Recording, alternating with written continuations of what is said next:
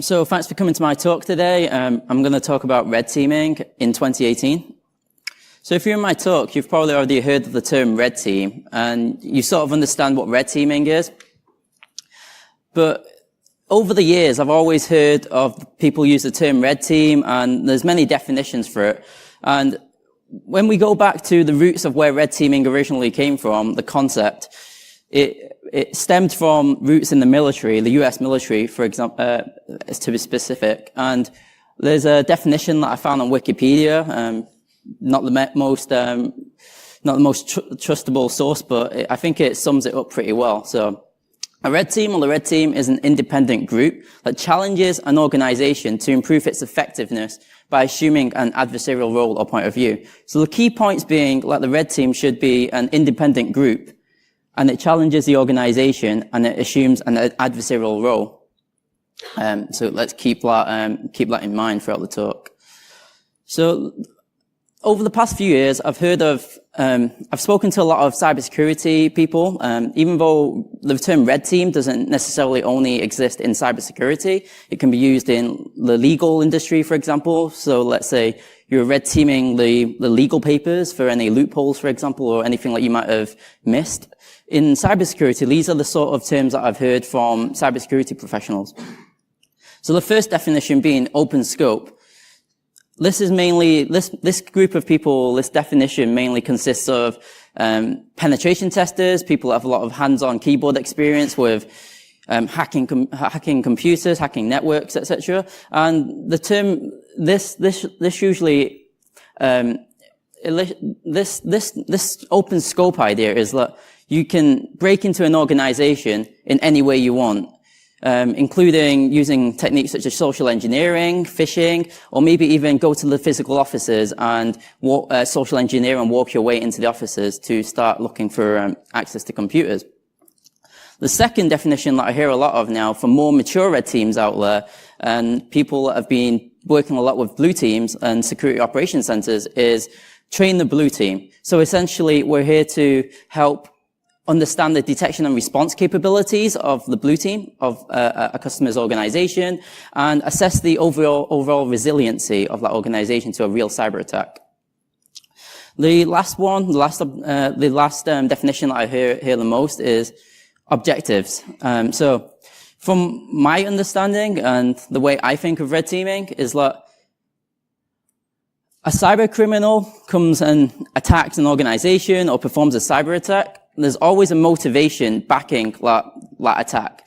So if I'm after financial data, I might attack a shop or something for a shop, for example, for credit card data and such. So there's always a motivation. If I'm looking to conduct espionage on a competitor, for example, I might attack that company and start looking for any R&D data or intellectual property that they might have developed. So that sort of thing.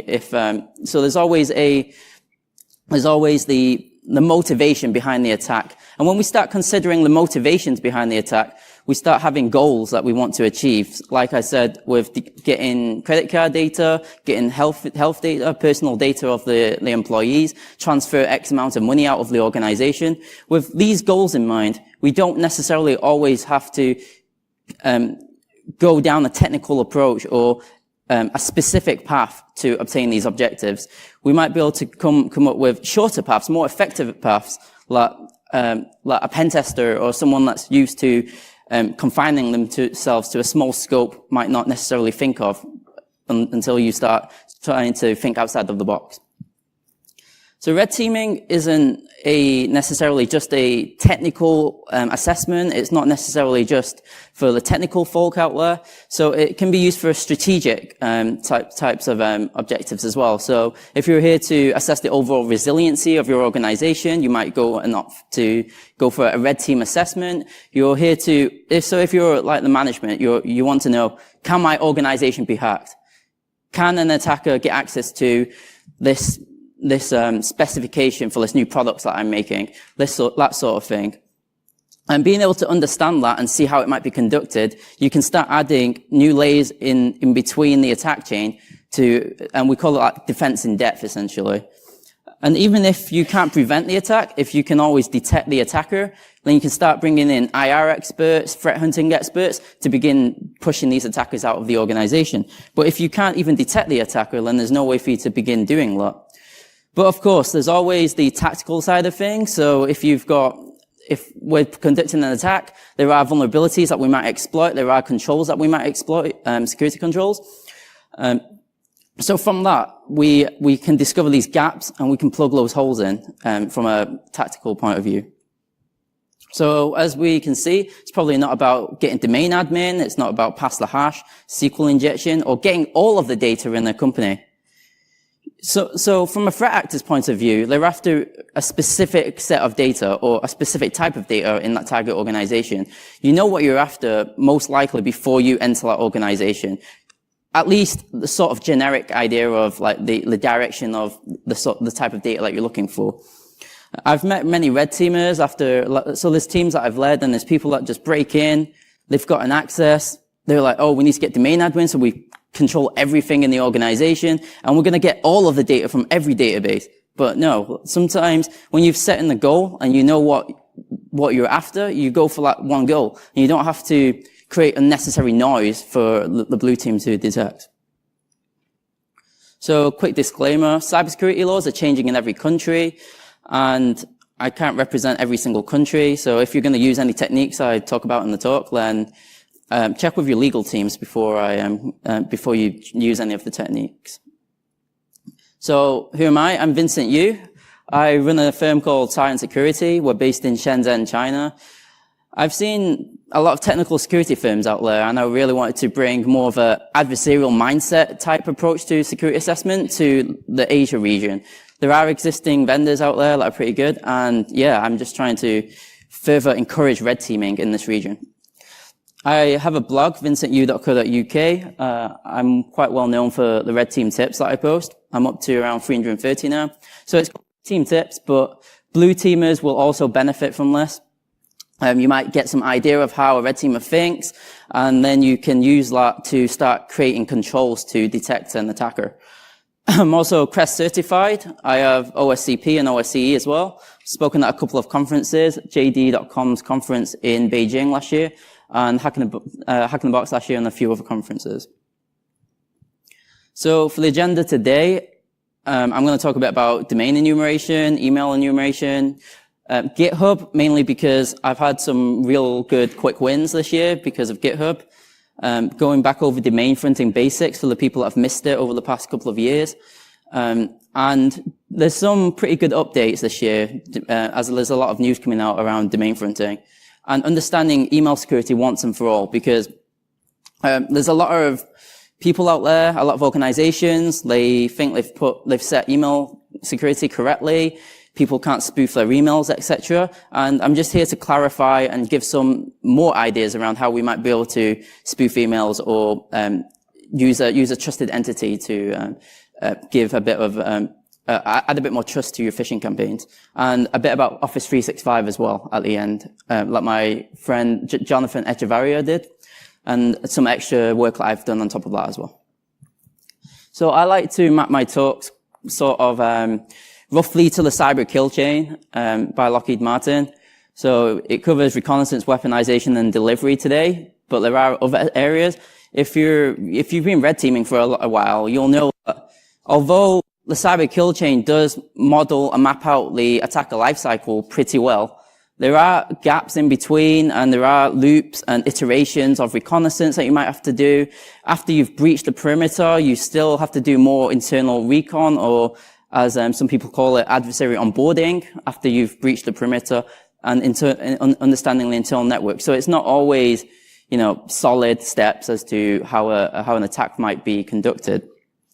The actions on objectives here at the end is a lot broader than just one phase, I think, personally. And there is a lot to be done in that area. It's quite difficult to share in that area because of the sensitive nature of the work that every speaker does for the clients and NDAs, etc. So I'm going to go over the first three phases today. So in terms of reconnaissance, there's passive and active recon. Passive being like you don't actually touch the target infrastructure, you gather information indirectly. Active recon being you touch the target infrastructure, you might scan the infrastructure, or you might probe the infrastructure. So there is some small chance that there can be detections placed to detect active reconnaissance. So if there is a really good blue team out there, they might be looking for any active scan probes out there on the internet. Let's move on. The first tool I created around February this year was called DOMLink. So the reason why I created DOMLink was so that I could expand my attack surface. I had a few customers where they'd give me a domain name. So, well, they wouldn't give me the domain name.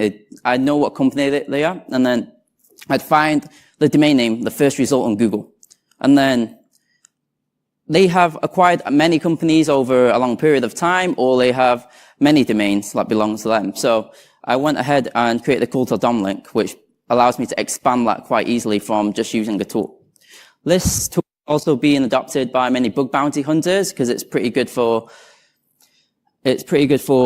discovering obscure infrastructure that might have been set up by the organization but left behind. And those usually might be unpatched, etc. So bug bounty hunters have been using that as well. You get the tool at the bottom here, and I've got a blog post about how the tool works. Here's a demonstration of the tool. So I begin by running the tool on uber.com in this example. And it asks me, do I want to check Uber Technologies Inc.? So I say yes. And then domains at uber.com, and I say yes. So I basically say yes to anything that I am certain belongs to the organization. So like the 17.19895, I'm not 100% certain, so I'll say no to that.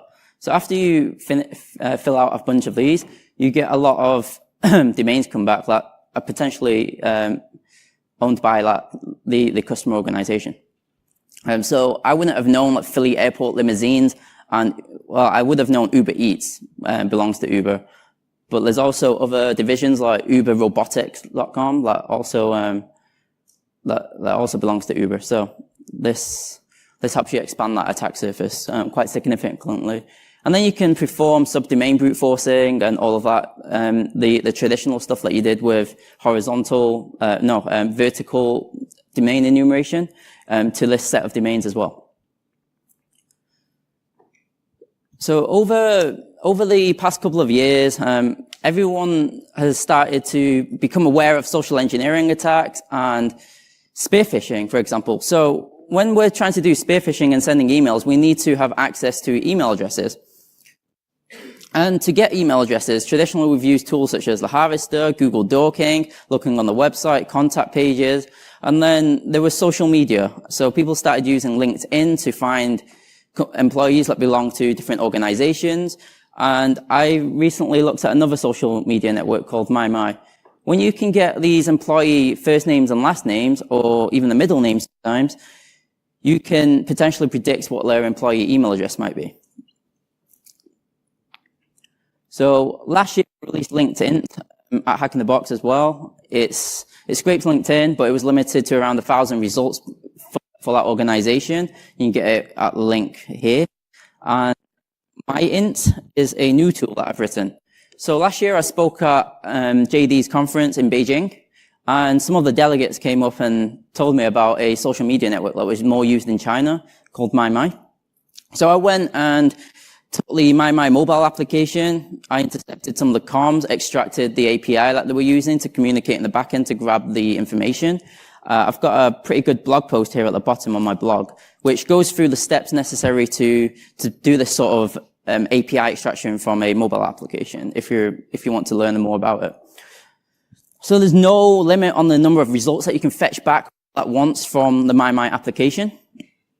And it's mainly used in China. So you might be thinking, this tool might not be useful for me because I'm not in China and I'm not targeting Chinese employees.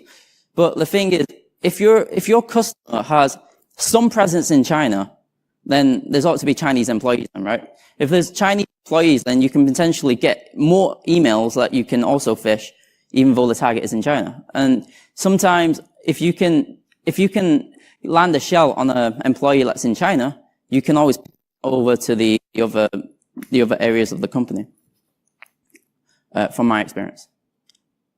So here's a demonstration of the MyInt tool.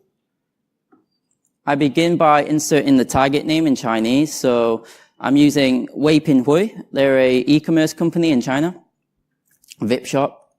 The domain is vipshop.com. They're quite well known in China, but not so much outside of China.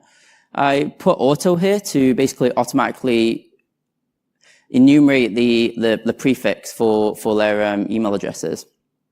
Here I've found 980 records immediately. I've had times when I could fetch up to 20, 30,000 employees all at once, and I can dump it all in one go.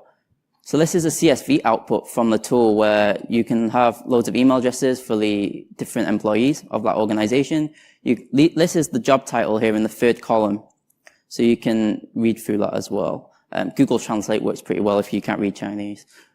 And then I've got a HTML report as well, which has their image. So the image might help you understand what gender they might be, their sort of age range, the sort of activities they might be into. So this definitely helps you contextualize your spearfish if you're doing it in a one-to-one or one-to-two basis. So what next? After you've got this large list of emails, you might be tasked to, all right, I'm going to send out a small batch of emails to 20, 30 people. But then what happens? You expect that an email will go through, like so, but it doesn't really all go through. You get a bounce from that email. Because all of these emails were actually predicted, they're not validated, they're not 100% correct, you might get some incorrect emails. And when you get incorrect emails and you start getting bounced by the email server, it starts damaging the reputation of the email server that you're sending from. And when the reputation is damaged, all of the emails start going into the spam box, or it starts alerting the blue team. So this makes it even more important that you should validate your emails before you go off and pick your targets and send emails. The three most popular sort of techniques I use for email verification is I go for bounce checking. I'll go over that in the next slide. Exchange timing attacks. I'm not going to go over that now because it's quite well known already. So for on-premise exchange, Daft Hack. So Bu Bullock wrote a tool that allows you to do username enumeration using the timing between login attempts. So when you log in with a valid user ID on a Windows machine, it takes a little bit longer for it to respond because it has to go then to check the password to see whether it's correct. But if the username is incorrect, it'll just respond immediately and say that the account login is incorrect. And then there's also Office 365 username enumeration. A lot of people are using Office 365 now, and it's even better than the exchange timing attack because that was based off the timing and the responses. The Office 365 username enumeration was it's an error-based username enumeration. So when you log in, you get a different response if the password's incorrect, but the username is still valid. A person called Grim Hacker wrote a tool to already do this. So always do this behind a VPN as well or through a proxy, because I've seen many times where even my old colleagues, they would perform this sort of attack to be able to get a valid list of emails, but they accidentally leak their IP address. And do it in a virtual machine as well if you're using like PowerShell, for example, in Mail Sniper, because you start leaking your host name. And when you leak your host name, it doesn't look good if the blue team detects that and asks your point of contact, is this you? So just a bit more OPSEC to make things realistic when you're performing these sort of engagements. So back to the bounce checking. This is something that I quite enjoyed this year that's come out by SDWolf32. He's written a project called TrueMail. So if you're not aware, quite a lot of the bounce checking services previously for checking whether emails are valid cost quite a bit of money. And when you're buying like 10,000, 30,000 credits for that service, it all adds up quite fast. But SDWolf32 basically dropped the source code for his tool. So you can set up your own dedicated server by simply installing Docker and then grabbing the repo from his repo, and then you can run the tool. After you've run it, you can specify your email address at the end. So I can see that VincentYiu.sciencesecurity.com is deliverable, and it's true. But always make sure that you also check for invalid emails. Because if you put an invalid email here, you'll see deliverable is false. If it says true as well, there's potentially like a catch-all email, and then the bounce checking won't work. So just to keep in mind before you think every single email that you checked was correct. So now on to a bit about GitHub. So GitHub's the root of quite a few massive fails that I've found this year for even Fortune 100 companies that I've tested against. And I found a lot of usernames and passwords leaked onto GitHub. And even in some cases, stuff that could potentially influence like governments, like for countries, etc. So I'll go into that in a second. So in terms of GitHub, we all know you can get credentials, secrets, access keys, and I found that you could actually get some pretty good sysadmin notes sometimes for systems. So I've seen some of the sysadmins post entire debugs that they've done for internal systems, like system logs, etc. So all of that is really useful in contextualizing what sort of databases I might be using, what sort of technologies. So GitHub is a treasure trove of information. In terms of operation tips, when you're doing this sort of enumeration, I prefer to do it all manually, because when you're doing it manually, you can dig through each of the repositories. Sometimes it's not named password as a variable. You have to read through the source code to understand how it all works, to be able to then identify like there's a password leak right there, or there's a access key there. I don't use tools like Trufflehog or Git extraction tools. I used to, because I thought it was a good way to just quickly check through GitHub, but it actually only checks for the organization that you're specifying. When you're searching through GitHub, you want to use GitHub's search engine to let's index the entirety of GitHub to find these sort of flaws and leaks. A quick shout out to Xiaomi Security Labs. They created a tool called X-Patrol. It's in Chinese currently, but you can Google Translate it to English. It'll help translate the tool to English. It runs as a service on the server. Basically every day it will go to Google and, no, it won't go to Google. It'll go to GitHub and it'll search for your company name and look for any sensitive records that might have been leaked. And it does this every day, and it starts putting these as issues into the system, the web application. Then you can log in. So you can have, your blue team can have individual accounts, and they'll be assigned these issues to manually review and audit on a daily basis, maybe. And it can potentially send emails as well to you when a new thing's been posted by someone in your organization, or maybe even outside the organization. So definitely worth checking out if you're on the blue team. So what did I mean by using GitHub search feature? So at the top of github.com, you can even do it on your phone right now if you put your organization's name here, and then I like to use words like SMTP, FTP, and password, because I've seen loads of people write Python scripts to quickly send emails using their company's SMTP server, and it leaks their password then. If you know the company's internal NetBIOS domain name, you can use, like, for example, dom.eu1.corp. That better identifies and gets better information usually, so there's less noise. You find sensitive information that's related to the internal FQD. So examples of some of the quick fails, I haven't censored some of them out. It's too small for you to see anyway, so it should be all right. Usually it's config files and there's passwords here and there. I've done a few bug bounties where passwords were still there, even though they had people checking GitHub every day. So you can go back maybe as far as 10 years and sometimes find stuff that's not been changed. Here are some, these you can't see too clearly. They're switch configs for a telecom in China. And that was quite well widespread. I cracked the hashes, and yeah, the passwords look pretty legitimate. I reported that to the Chinese CERT, and they said it was test data, so yeah, we'll see. And when I'm moving on to weaponization now, I'm going to focus on command and control, because weaponization can go into payload types, exploit 0 days, all of that sort of thing. But command and control is the main area that I've been working on in terms of bypassing and establishing a secure channel just into the target organization so that I can control things remotely.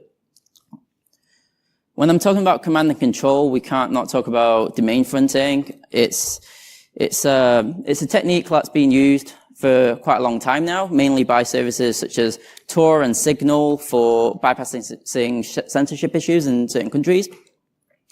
But before we go into the main bits, I have to explain a little bit about domain fronting so everyone understands. So at the top here, when you're connecting to a website, you usually connect directly to the server and then issue it a HTTP request to grab the web page that you want. When you're using a CDN, you're basically setting your domain name to point to a CDN. And when you point it to a CDN, when your machine starts resolving that DNS query, it'll point to a CDN edge node, as we can see it. So when your machine wants that website, it establishes a TLS channel to that CDN node, edge node that has your private key, and that's a secured channel then, and it's not supposed to be intercepted. Okay, and during that, after the TLS has been established, you actually send a HTTP request across it with a host header of, let's say I'm looking for gotomeeting.com, then it will grab gotomeeting.com's origin and grab the content, send it back, and send it back to your machine. In terms of domain fronting, what's changed is, say that was gotomeeting.com after it's established the TLS channel. You're establishing the TLS channel and then changing the host header so that when you send that HTTP request down that channel, you're saying, actually, I want to grab data from my origin, so my malicious instance. Here I'm using nice.try but no. So on Amazon, you can actually have arbitrary CNAMEs, so you can put any host you want. It doesn't have to exist, and it doesn't have to be a legitimate domain name. So that's sort of changed in Amazon. I'll go over that in a second. So people have said this is dead now. Is it dying? I've had a lot of people ask me on Slack channels, on Twitter, etc., whether domain fronting's dead, whether we can still use this technique. So Google says they've disabled domain fronting now. Amazon says they're threatening to shut down Signal's account, and it's against terms of service. As we can see here, we're happy for you to use AWS services, but you must comply with our service terms. We'll suspend your account, your use of CloudFront if you use third-party domains without the permission to masquerade as a third party. So just make sure your company's comfortable with you using domain fronting in case you get them suspended for whatever reason. So people have looked at Amazon CloudFront for domain fronting, Google Compute Engine, and Azure. Not so much in Alibaba Cloud and more Azure clouds, as we can see down here. I've done quite a bit of research into that. So sometimes maybe you want to simulate an APT or a Chinese website, then you can use Alibaba Cloud, Baidu Cloud, Oppo as well. So more options there. Okay. So in terms of Google's domain fronting, we used to be able to domain front through www.google.com, mail.google.com. And basically, it would look like your traffic was going to google.com, but instead it's actually a command and control channel to your website, your command and control server. So the old way was to specify a host header to your AppSpot engines, your AppSpot domain. So on Google App Engine, there was a way for you to spin up your own app and redirect traffic to your team server. But now, when you do this, you get this new error message by Google, a 502 saying bad gateway, basically, due to an infrastructure change. That was their way of stopping it. But instead, actually, Google doesn't just use App Engine. There's other services out there, such as Less Storage. So Less Storage being an equivalent of, say, S3 buckets on Amazon. If you connect to a storage instance through google.com or mail.google.com, you can actually still grab content from your own storage. So you can use this to send malware through www.google.com or mail.google.com. So just a quick change that you can even create your own C2 channel using storage if you wanted to. So the majority of people that I know have been using google.com, etc. for domain fronting, but they haven't necessarily thought about using Google's customers' domains for domain fronting. So there are actually, believe it or not, a lot of health domains on like use Google App Engine, and there are a lot of government domains that also use Google App Engine. So you could masquerade as these websites to establish that command and control. Unfortunately, it doesn't work anymore. If you set a host header as .appspot, you'll get a similar sort of error message and bad stuff there. But what works is if you set a CNAME, custom domain on that App Engine instance, then this will work. You can establish that command and control channel through the customer domains. In terms of Amazon, it's use at your own risk because it's against the service terms. So they might switch off your Amazon AWS account if they detect you using it. I've not had any issues. I'm still using it. It works fine. Yeah. So it's also the largest selection of domains for fronting to date because I've made a massive list public and people can find whatever domains they want to use. I've got a list down here. It's really big. You can find a lot of reputable domains in there, and I'll go into that in a second. So yeah, and you can also have the arbitrary host header of your choice. I've got blog posts on my blog once again about this if you want to look into it in more detail. Azure has been growing in popularity, and it started to overtake, say, Amazon in adoption. And a lot of customers are beginning to use Azure. And that means that being able to domain front through Azure means that we can blend in a lot easier with their normal traffic. And a lot of people might not be aware, but it was way over a year ago since the Obsidian Tower actually wrote a really detailed blog post on how to set up domain fronting on Azure. So just keep in mind that you can also use Azure for domain fronting. You can use domains such as csrl.microsoft.com or Skype. And there are actually also customer domains that use Azure, like I said. So there are government domains there as well. I've got a list here down on my GitHub as well. And there are the other vendors. I haven't gone into it in the presentation, but there are YouTube videos on my channel that you can also watch, and I go through the demonstration of setting it up and getting it working. All right, so I've spoke all about domain fronting now, and so why domain front? So there is TLS inspection in a lot of companies now because there are web proxies, and it allows the blue team to start analyzing the traffic and see what's coming in and out of the organization. You can block malware. You can start detecting whether there's any known command and control sort of indicators in the traffic as well. But in a lot of countries and companies even, they have to abide by, say, regulations like HIPAA, so that the health category can't be inspected, or there's an implicit trust in health, government, and financial websites. And this makes it so that if you can domain front through any of these category websites, then it's not intercepted. So all they're seeing is a TLS channel that's been established to that target domain. And they won't be able to see, they can see the traffic volume, but they can't necessarily see what's being transmitted over the channel.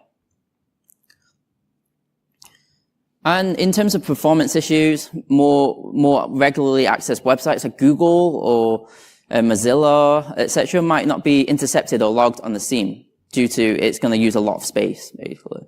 And at NewP1 published quite recently on Twitter a default exemptions list for Palo Alto. And we'll see how this is useful in the next slide.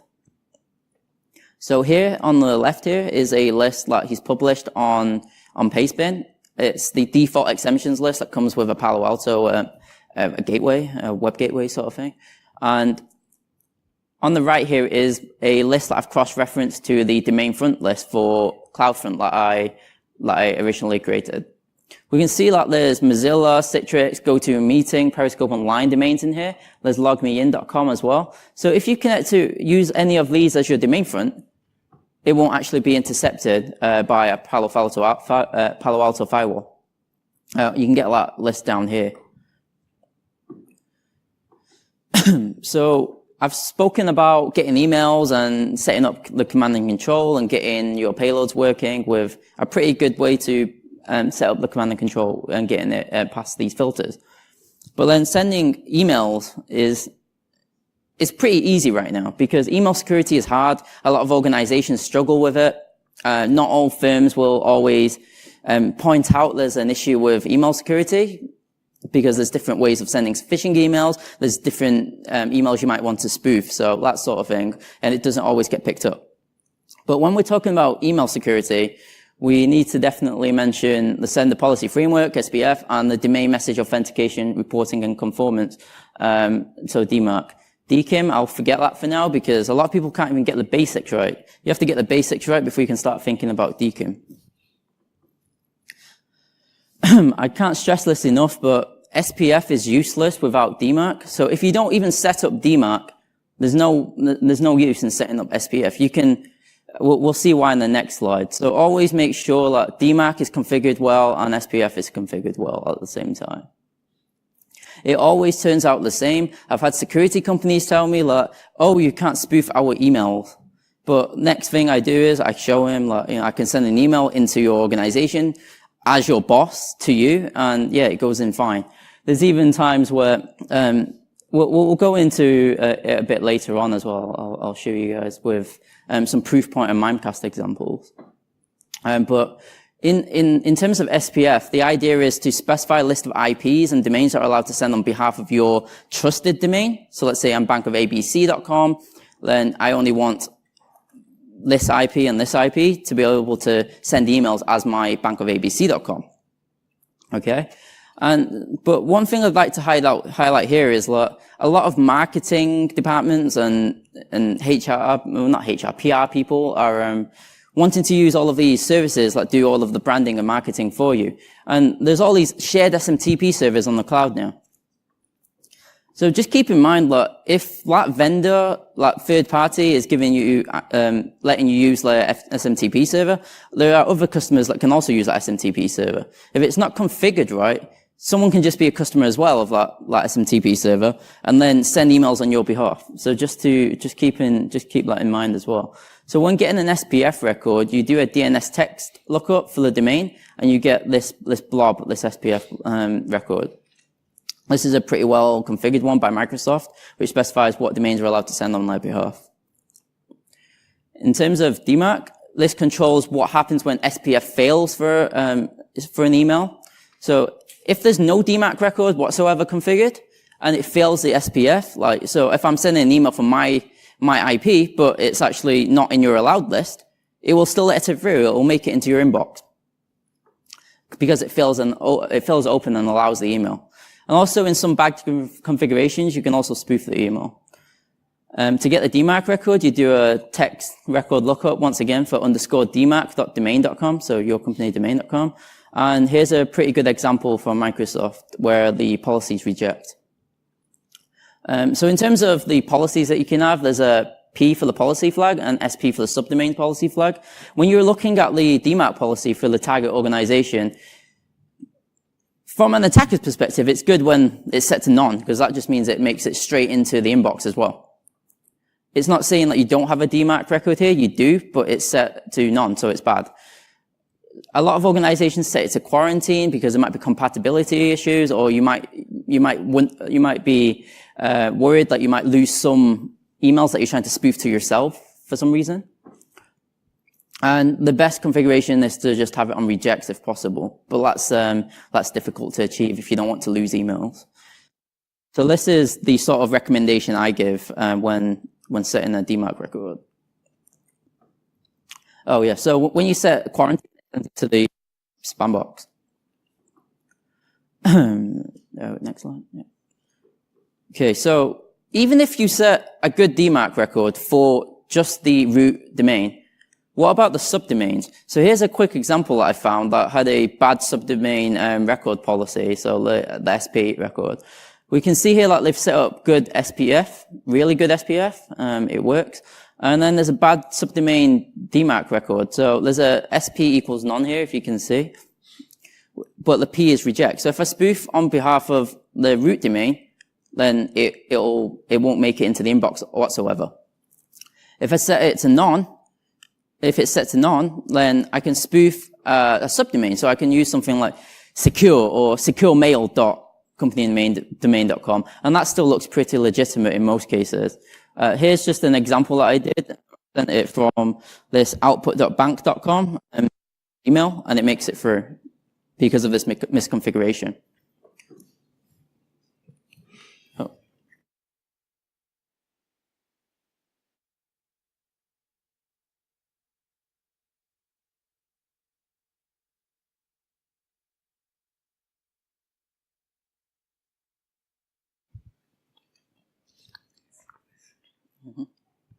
Thank you.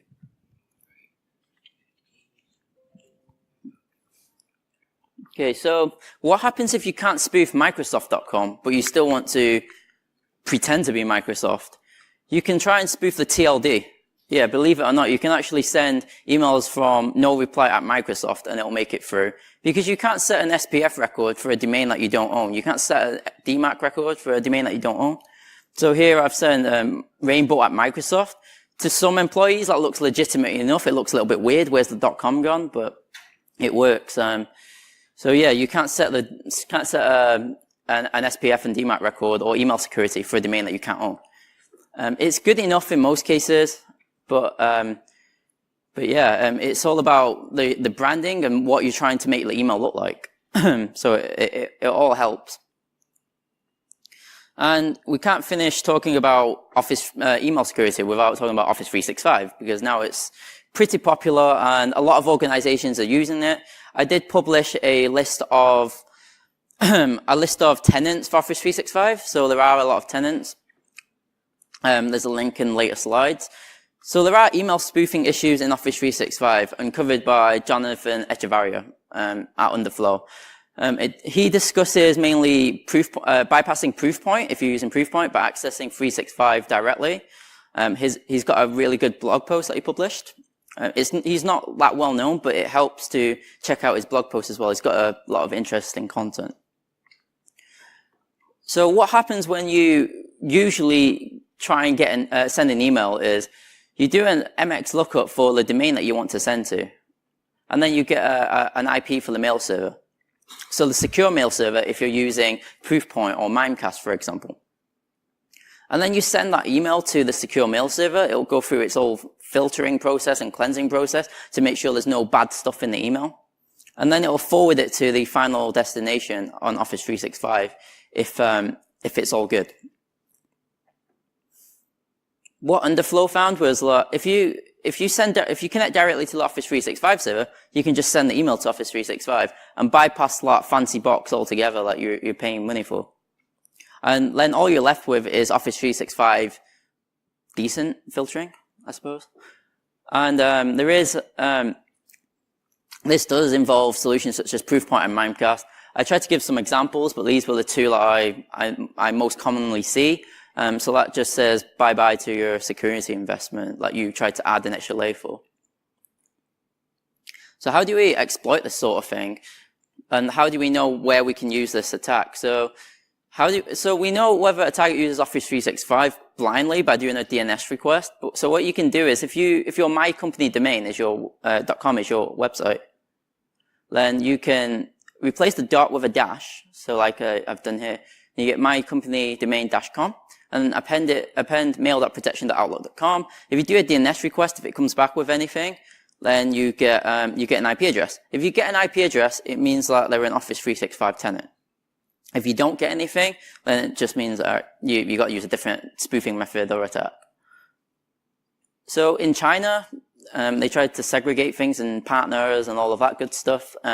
China has their own domain here at the end. So for China and Germany, it's sort of different. I've created a tool called Checkhole 365, which basically just does a bunch of DNS requests to check whether they're a tenant. Because I made this tool because I was checking through billions of domains, so I wanted to script it up.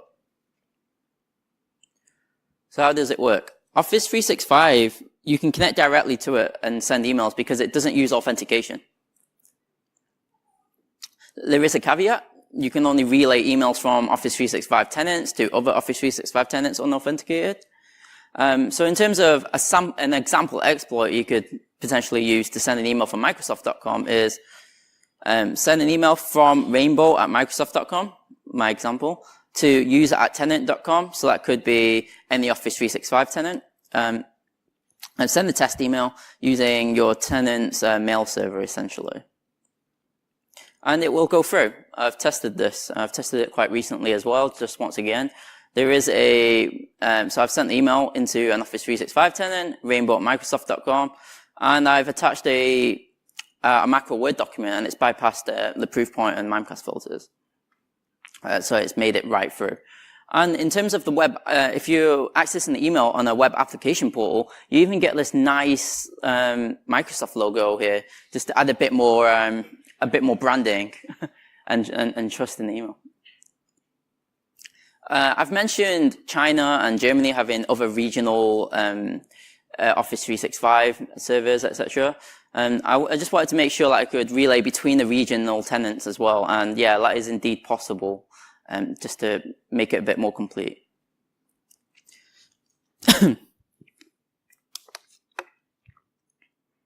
So I was spoofing emails, and I was sending my friends and customers lovely emails from Microsoft.com just to test their Office 365 and show that it works. And then eventually I hit this error, a tenant inbound attribution error coming from the SMTP server. And it basically says it's something about restricting domains to an IP address or a certificate. And what popped up in my mind was, if I wanted to stop this attack, what would I do? I'd make it so that the Office 365 server only receives emails from my Proofpoint server or my Mimecast server, right? And that might have been the sort of configuration that a certain tenant or client that I was testing with tried to put up in their configuration. But I found a way to bypass this. So it's quite trivial, but I found that if you just use a less secure Office 365 tenant, you can relay it through their server to the target server. So I'll show you what I mean. So when sending the email, if you send it from rainbow@microsoft.com and you send it to user@tenant.com, so the target, but instead of using the tenant's mail server, use another tenant server that is less secure or not configured well, and then it will still relay an email to the target. So there are some issues with this. Office 365 has a spam filter. Sometimes it does block emails, sometimes it doesn't. Depends how suspicious your email looks, I suppose. I recently started having issues spoofing Microsoft.com. Yeah, with a customer, I tried to send some emails, and then, yeah, no one was clicking. I was wondering why, and I realized that when I was spoofing Microsoft.com with certain TLDs in the URL, such as .host space, they're flagged as spam, maybe because they're more used by malicious threats and like spear phishing emails and spam emails. So yeah, I figured that if you just use .com, it works fine. So don't use the dodgy looking domains, even if you're trying to pretend to be like client and or like customer and register a domain that looks similar to theirs. So always test the spoofing, and Microsoft's making some really quick changes to their environment, I think. It might be that, or their natural language processing on the emails that I've heard about. There's a bit around that as well, just make sure your emails work before you send it in large quantities to the target. So any questions? I'm vincentyiu.co.uk, and you can check out my blog there, some posts. And I'm VY Security on Twitter, and I've got a WeChat if you want to add me. You can get a business card off me and add me on Signal if you want to chat about Windows PrivEsk or any other cool stuff. I've also got another demo here, actually. So I've been working on a thing called the USB Ninja that I thought I'd show you guys if you haven't seen me at my booth. I'll show you what it is. So I've got around 10 minutes left. I'll quickly show you guys. So this is it looks to be like an Apple Thunderbolt, what is it? Yeah, Thunderbolt cable or whatever you call it. But anyways, it's an Apple cable and it can charge my phone. So can I just get a volunteer? You got an iPhone? Yeah? Yeah. So last you'll see of it. Let's see. You might not be able to see at the back, but just take my word for it for now. I'll give you a personal one-on-one demo if you want one. So I plug in this USB, right? It's not doing anything really. It's just I'm just going to show you that it's going to charge and you can transmit data over the cable. I'm not going to regret this, right? No. Okay. Hope not. Right. So I plug it in, right, and it's charging. Okay. So you you won't be able to see, but this gentleman will tell me like it actually works. It's charging his cable. I don't think you can show them, so because you don't have a camera. No, it's okay. So yeah, so it's charging his phone, and can we just show them that the data transfer works as well? If what's this? Oh, okay, USBninja.com. if I go to Apple iPhone under my computer and internal storage, DCIM, I can actually see his photos. So the data transfer works two ways. You can actually you can use it as a normal Apple cable as well, to do the data transfer. You can also develop iOS applications on it. We've got a micro USB version. We've got a USB Type-C version of this cable as well. So yeah, you like to use the cable? Right. So I've got a Bluetooth remote here with two buttons. Let me just close it and repair it. Okay. So there's two buttons, an A and a B. I'm going to trigger a bit payload. So without triggering this, you can use this cable on a day-to-day basis to basically, say if I'm traveling, but I don't want to pop myself every time I want to charge my phone, for example, right? So I don't want to have to shut down all my shells. So if I press A now, I can make it attack on demand. Oh, interference. No, it's attacking. So it's just popped up a shell quite quickly. Took around 4 seconds. Then actually, let me see if I can show you here. On this here, you can actually see that. Oh, yeah, whatever. I've got too many shells now because everyone's been. Okay, so if I do a PS, beacons every 5 seconds. This machine is now actually connecting out to CloudFront and connecting to a server in Tokyo. And this machine can be anywhere in the world, and it's connecting to that same command and control server, and I can control that machine remotely. You can also screenshot, and you can control the machine however you want. Oh, I've got so many screenshots. But here's some examples of just screenshotting the website. Does it return? Takes a little bit of time. Yep, screenshot received. So here's a screenshot of the desktop that's shown right here. And then there's a secondary payload. So if I type B, it's just going to do a bit of a Rickroll type disruptive payload. Okay, it's triggered.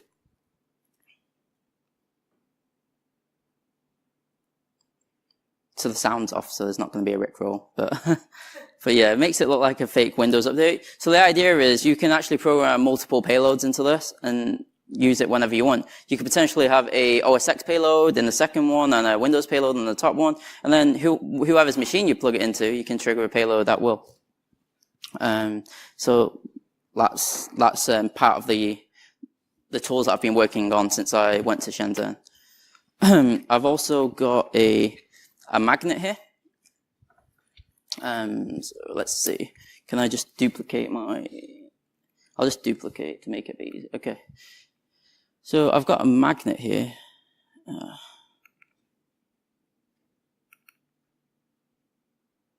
Right, I've got Arduino here. So if you're familiar with the DigiSpark, for example, it uses the same chip as the DigiSpark. We've got a payload A here and a payload B. So let's say I wanted to program this, right? I can compile the scripts that I've changed, and it will basically here then say upload the payload sort of thing. So I'll plug it in, and we'll see that nothing happens. Where's my? Oh, can I borrow your phone again? Well, it's not uploading anyways, and even if I plug in this phone, it's not going to do anything, just to make sure everyone's on the same page, right? So nothing happened. Famous last words. But instead, I've got this a magnet here. So there's actually a hidden mechanism inside the USB. So when I plug in the USB, I can put the magnet underneath the cable. Oh shit! Wait, that's the wrong one. Let's do it here. Okay, I'm going to program it here. Okay, right. It still doesn't program, yeah? Okay, good. I'm going to plug it out again, and I'm going to use the magnet.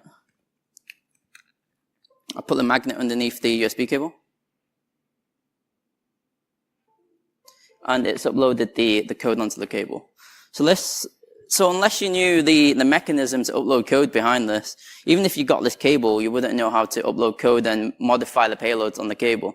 So this is useful for situations where someone might want to steal your cable, for example, or etc. So that's one of the neat tricks that Olaf Tam, the hardware engineer, came up with. So that's that. If anyone's got any questions about anything I do, let me know. Thanks for having me here. Thank you, Vincent. A very interesting presentation. And before we wrap up for this talk, any questions from the floor? Or as always, we'll do questions off stage. He'll be around also for the post-conference party. Be sure to join us there as well for rounds of drinks with him. Thank you. Thank you very much, Vincent.